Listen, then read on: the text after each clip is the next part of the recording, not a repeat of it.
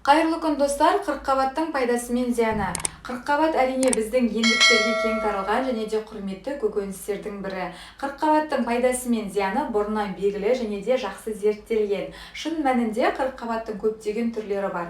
Олардың арасында гүлді қырыққабат, брокколи, колраби, Қытай қырыққабаты және де қырыққабат бар. Олар ең көп таралған және де кең таралған. Тіпті ежелгі гректер де қырыққабатты асқазан жарасын, бауыр мен өкпе ауруларын емдеуге қолданған.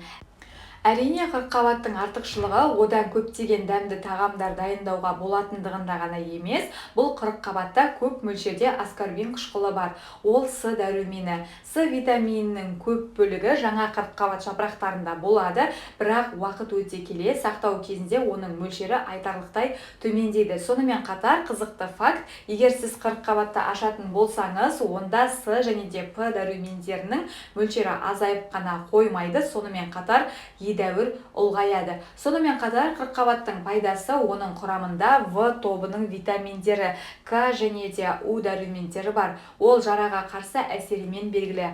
Қырыққабат құрамында калий мен күкірт, кальций мен фосфор сияқты адамдар үшін маңызды микроэлементтер бар. Калий жүрек бұлшықетін күшейту үшін, қалыпты жүрек қызметін ұстап тұру және де қан ұйығышын болдырмау үшін қажет. Сонымен қатар холестеринді төмендетуге көмектеседі.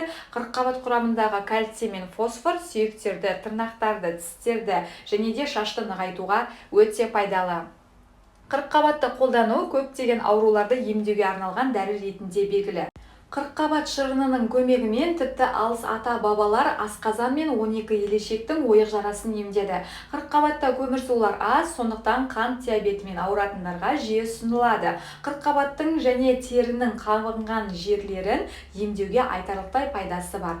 Қырыққабат жапырақтарынан зардап шеккен аймақтарға компресс қолданып, олар іріңнен арылады. Қырыққабат артық салмақпен күресуге өте қолайлы. Қырыққабаттың артықшылықтары оның құрамында семіздіктің дамуына жол бермейтін, адам ағзасына әсер ететін тартрон қышқылының болуына байланысты көрінеді.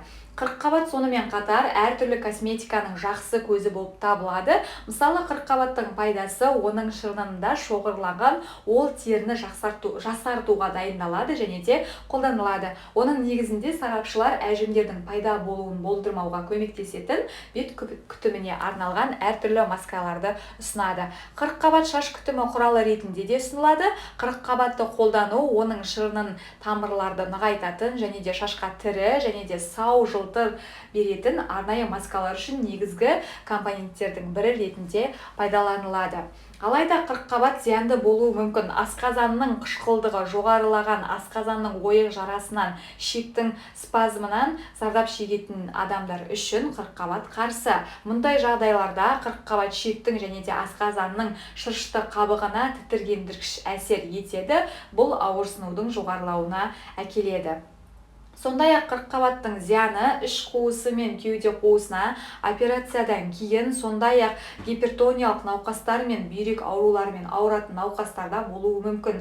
Мәселе мынада, қырыққабатта тұз көп, ол өз кезегінде суды ұстап, ісіну мен гипертониялық дағдарысты тудырады. Кез келген шөптен жасалған өнім сияқты қырыққабатты да жеп, оның қасиеттері мен әсерін біле отырып қолдану керек. Сонда одан пайда болады және де қырыққабаттың зияны пайда болмайды. Достар, ақпарат пайдалы болатын болса, арнама жазылып, лайк басуды ұмытпаңыздар және де күнделікті жаңадан шығып отыратын видеоларды жіберіп алмас үшін астындағы қоңырауша белгісін баса кетіңіздер. Назарларыңызға үлкен рахмет. Келесі видеода жүздескенше аман сау болыңыздар.